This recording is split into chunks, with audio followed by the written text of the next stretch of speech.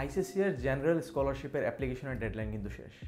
তারপরও যারা ICCR scholarship নিয়ে ইন্ডিয়াতে লেখাপড়া করতে চান, আপনাদের জন্য আরেকটা সুযোগ আছে, সেটা হচ্ছে আইসিসিআর আয়ুষ স্কলারশিপ।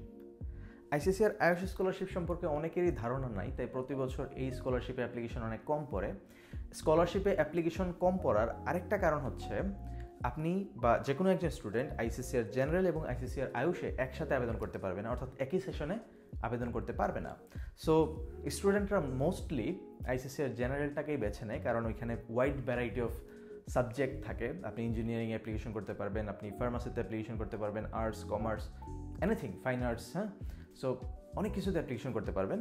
সো এই জন্য স্টুডেন্টরা আইসিসিআর জেনারেলটাকেই বেছে নেয়। আর আইসিসিআর আয়ুষে আপনি লিমিটেড সাবজেক্ট পাবেন, এবং ওই সাবজেক্টগুলো আসলে খুব একটা ভ্যালুয়েবল না। যদি আপনি বৈশ্বিক মার্কেট বিবেচনা করেন, খুব একটা ভ্যালুয়েবল না, but still it's a prestigious scholarship. And এই যে সাবজেক্টগুলো, ওইগুলোর মার্কেট দিনে দিনে গ্রো করতেছে। সো আপনারা চাইলে ওই স্কলারশিপে অ্যাপ্লিকেশন করতে পারেন। So let's get some information about ICCR AYUSH scholarship.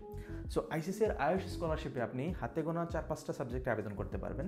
যেমন আয়ুষ শব্দের মধ্যে আসলে এগুলো লুকিয়ে আছে। এতে Ayurveda, so bachelor of Ayurvedic medicine and সার্জারিতে অ্যাপ্লিকেশন করতে পারবেন।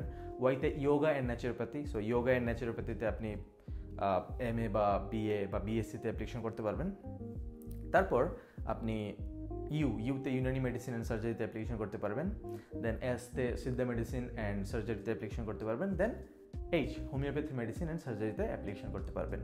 সো আয়ুষে মোটামুটি প্রতি বছর খুবই কম সংখ্যক অ্যাপ্লিকেশন পড়ে বাংলাদেশ থেকে, বাট যারা অ্যাপ্লিকেশন করে তাদের একটা সম্ভাবনা থাকে, যেহেতু অ্যাপ্লিকেশন কম পড়ে। এবং আমরা যদি বিগত কয়েক বছরের হিস্ট্রি দেখি, দেন দেখা যায় যে আয়ুষে বাংলাদেশ থেকে মোটামুটি ভালো পরিমাণে স্টুডেন্ট নিচ্ছে। আমাদের ব্যাচে, আমি একজন আয়ুষ স্কলার, আমাদের ব্যাচে যারা স্টুডেন্ট আসছিল, প্রায় আমরা 12-13 জনের মতো স্টুডেন্ট আসছিলাম, which is a very big number in terms of Ayush.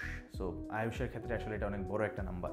এর পরের ব্যাচেও আসলে বেশ কয়েকজন স্টুডেন্ট আসছে। সো মোটামুটি 8 থেকে 10 জন স্টুডেন্ট প্রতি বছরই এসে থাকে, যদিও গত বছর খুব কম স্টুডেন্ট আসছে, কারণ অ্যাপ্লিকেশনও খুব কম পড়ছে। সো এই বছর আপনারা চাইলে আইসিসিআর আয়ুষে অ্যাপ্লিকেশন করতে পারেন। আইসিসিআর আয়ুষের ডেডলাইন হচ্ছে জুনের 8 তারিখ পর্যন্ত। সো জুনের 8 তারিখ পর্যন্ত আপনারা আইসিসিআর আয়ুষ স্কলারশিপে অ্যাপ্লিকেশন করতে পারবেন।